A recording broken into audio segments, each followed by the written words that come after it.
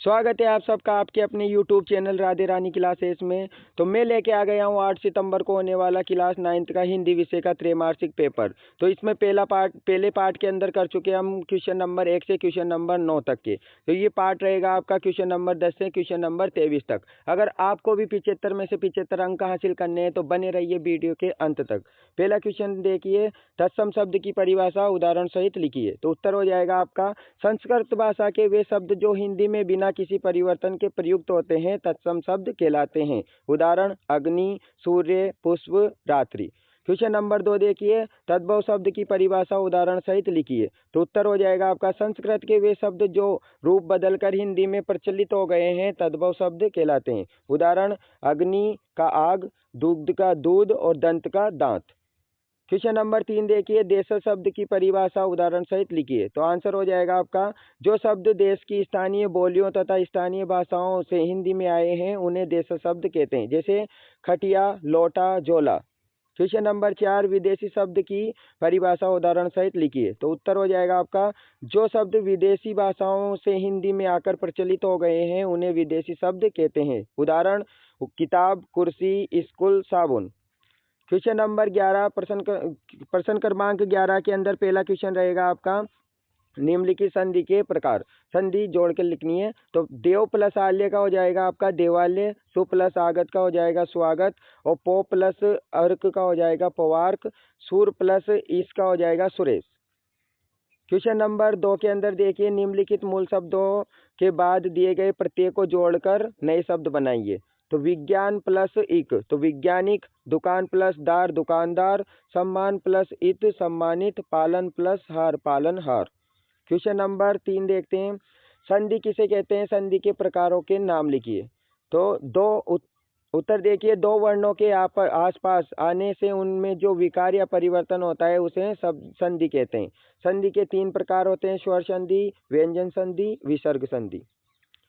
Question number 12 देखिए, विलोम शब्द किसे कहते हैं, सदुपयोग एवं विश्वास शब्द के विलोम लिखिए। तो आंसर हो जाएगा आपका, जिन शब्दों के अर्थ एक दूसरे से विपरीत होते हैं उन्हें विलोम शब्द कहते हैं।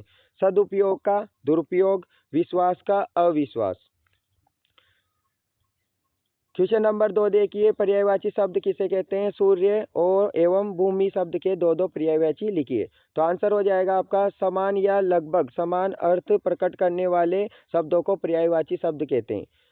तो सूर्य का रवि और भानु, भूमि का हो जाएगा धरती और वसुधरा। क्वेश्चन नंबर 3, निम्नलिखित शब्दों के दो पर्यायवाची लिखिए। आग का पर्यायवाची 2, अग्नि, अनल, नेत्र के हो जाएंगे नयन, लोचन, फूल के हो जाएंगे पुष्प, सुमन, आकाश के हो जाएंगे नभ, गगन। आगे बढ़ते हैं क्वेश्चन नंबर 13। क्वेश्चन नंबर 13 का पहला प्रश्न रहेगा आपका, मानसरोवर से कवि कबीरदास का क्या आशय है। तो उत्तर हो जाएगा, मानसरोवर से कवि का आशय पवित्र मन या हृदय रूपी मानसरोवर से है। इससे दो अर्थ हैं, एक पवित्र सरोवर और दूसरा पवित्र मन या मानस। प्रश्न क्रमांक 2 देखिए, मनुष्य ईश्वर को कहाँ कहाँ ढूंढता फिरता है। उत्तर हो जाएगा आपका, मनुष्य ईश्वर को मंदिर, मस्जिद, काबा और कैलाश आदि स्थानों में ढूंढता फिरता है, जबकि कबीर के अनुसार ईश्वर मनुष्य के अपने भीतर ही विद्यमान है। प्रश्न क्रमांक 3 रहेगा आपका, कबीर ने सच्चे प्रेमी की क्या कसौटी बताई है। तो उत्तर हो जाएगा, कबीर के अनुसार सच्चे प्रेमी की कसौटी यह है कि उससे मिलने पर मन की सारी मलिनता नष्ट हो जाती है और पाप धुल जाते हैं। आगे देखते हैं प्रश्न क्रमांक 14 का पहला क्वेश्चन, जूरी कांजी के बैलों के नाम लिखिए और गया के घर से भागने के बाद बैल भूख से व्याकुल होकर किस खेत में घुस गए थे। तो उत्तर हो जाएगा आपका, जूरी कांजी के बैलों के नाम हीरा और मोती थे। गया के घर से भागने के बाद दोनों बैल भूख से व्याकुल होकर मटर के खेत में घुस गए। प्रश्न क्रमांक 2, कांजी हाउस में कैद पशुओं की हाजिरी क्यों ली जाती होगी, लिखिए।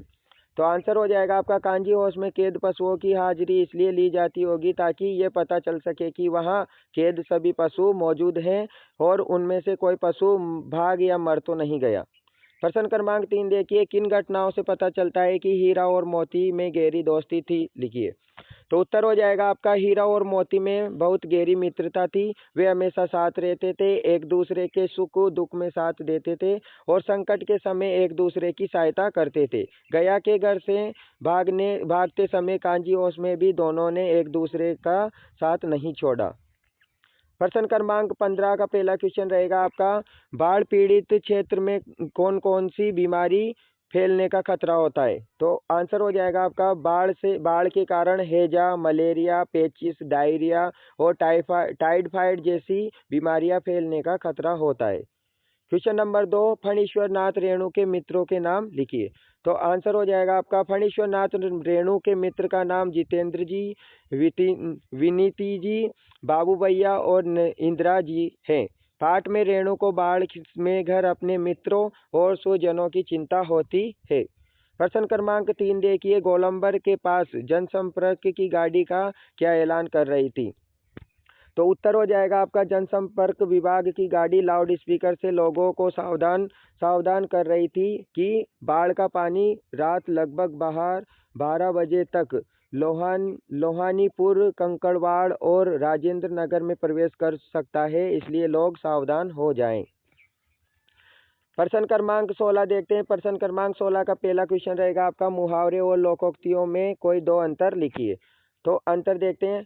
मुहावरे का वाक्यांश होता है, जबकि लोकोक्तियां प्राय पूर्ण वाक्य होती है। नंबर 2, मुहावरे का प्रयोग किसी विशेष भाव को प्रकट करने के लिए होता है, जबकि लोकोक्तियों में सामान्यतः कोई अनुभव, शिक्षा या नीति निहित होती है। प्रश्न क्रमांक 2 देखिए, निम्नलिखित मुहावरे का अर्थ एवं वाक्यों में प्रयोग कीजिए।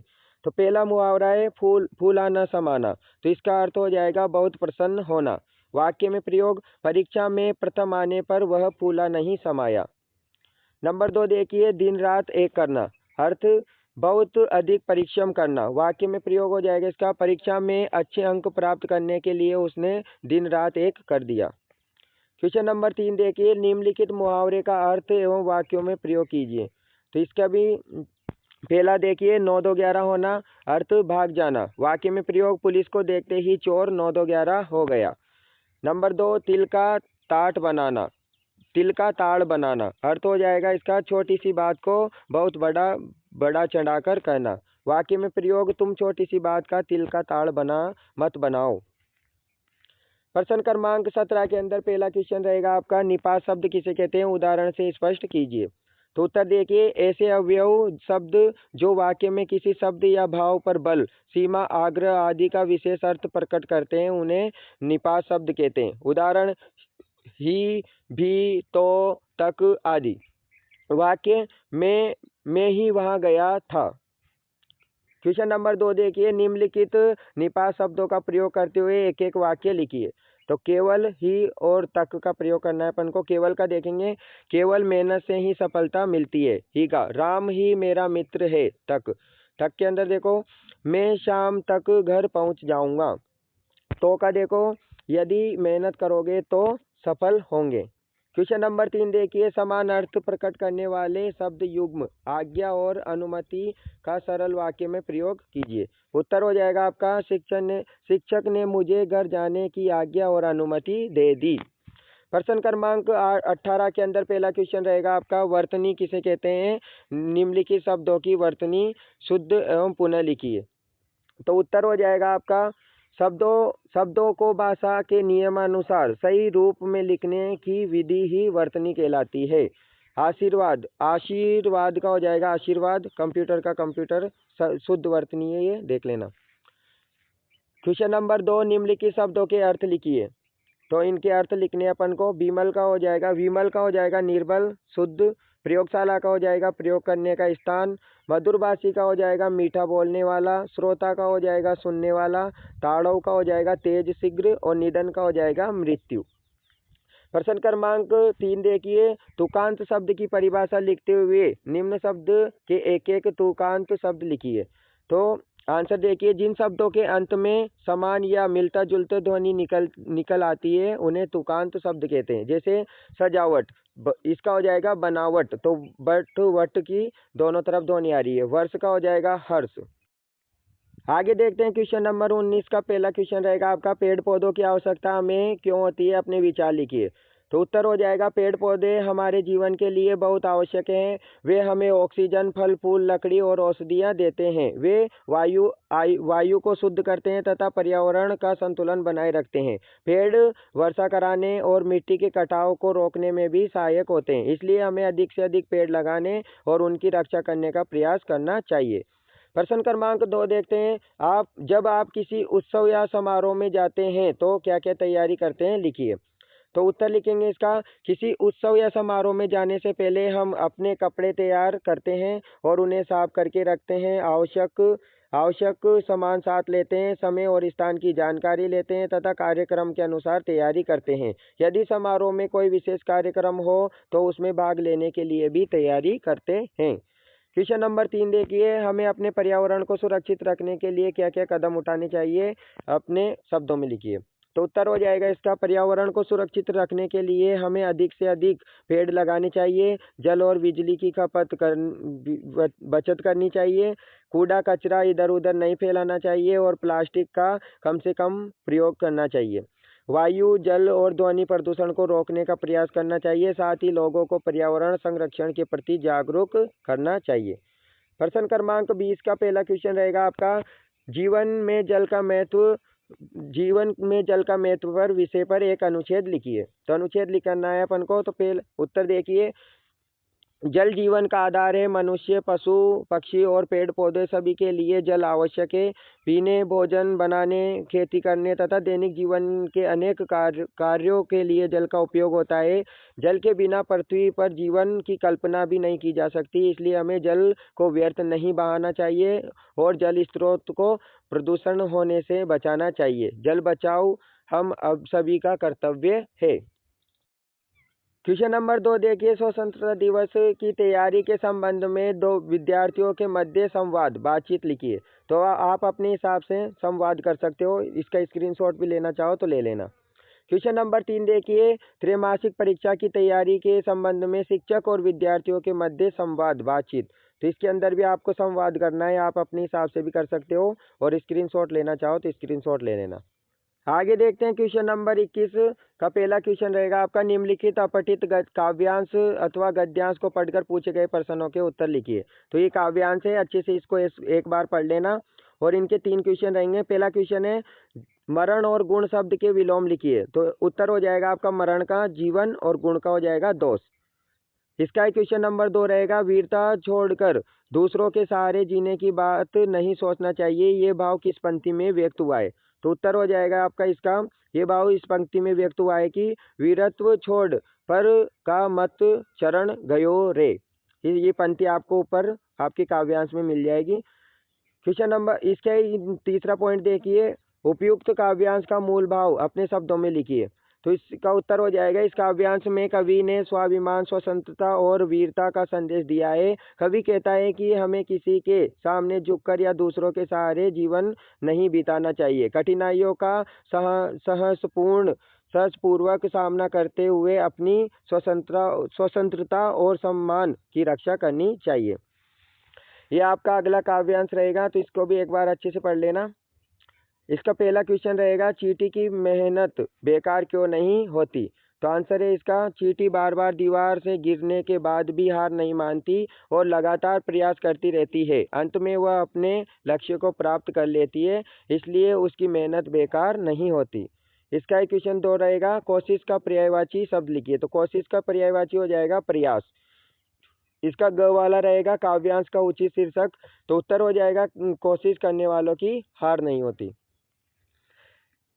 आगे देखते हैं गद्यांश। तो गद्यांश को भी अच्छे से पढ़ लेना, एक बार स्क्रीनशॉट ले लेना इसका लेना चाहो तो। प्रश्न देखिए, मार्ग और धरती शब्द के दो पर्यायवाची लिखने हैं। तो मार्ग का पर्यायवाची हो जाएगा पथ और रास्ता, धरती का हो जाएगा भूमि और पृथ्वी। क्वेश्चन नंबर 2 देखिए इसका, ये धरती कितने वर्ष पुरानी है। तो आंसर हो जाएगा, ये धरती लाखों वर्ष पुरानी है। इसका तीसरा प्रश्न देखिए, हमें पुस्तकों किताबों को मित्र क्यों बनाना चाहिए? तो आंसर लिखेंगे इसका, हमें पुस्तकों किताबों को मित्र बनाना चाहिए क्योंकि उनसे हमें ज्ञान और अतीत की जानकारी मिलती है तथा हम उनके माध्यम से अपने भविष्य का मार्ग प्रदर्शन कर सकते हैं। अगला गद्यांश रहेगा आपका, गद्यांश को एक बार अच्छे से पढ़ लेना। प्रश्न देखिए इसका, हमारे लिए क्या आवश्यक है? तो हमारे लिए पढ़ना और घूमना दोनों आवश्यक है।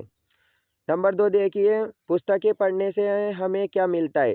तो पुस्तकें पढ़ने से हमें ज्ञान मिलता है। नंबर 3 देखिए, भारत के पश्चिम में क्या है? तो भारत के पश्चिम में रेगिस्तान के साथ समुद्र है। नंबर 4 देखिए, बड़े बड़े मैदान में विभीषण शब्द क्या है? विशेषण शब्द क्या है? तो आंसर हो जाएगा आपका बड़े बड़े विशेषण शब्द है। बड़े बड़े क्या है? विशेषण शब्द। अगला गद्यांश देखिए, आप पढ़ लेना इसको। आंसर क्वेश्चन देखेंगे इसका, श्रम का पर्यायवाची। तो श्रम का पर्यायवाची हो जाएगा परिश्रम। ख वाला देखेंगे, सफलता का मूल मंत्र क्या है? तो सफलता का मूल मंत्र परिश्रम है। अगला नंबर 3 देखेंगे, श्रम करने वालों का रक्षक कौन होता है? तो आत्मविश्वास श्रम करने वालों का रक्षक होता है।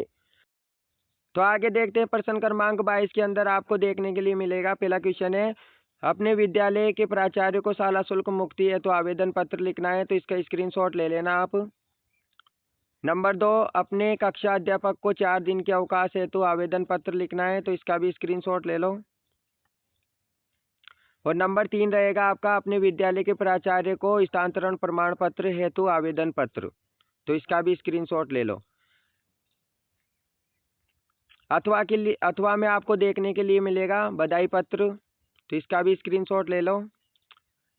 अपने मित्र को जन्मदिन के लिए बधाई पत्र लिखना है। तो इसका भी ले लो।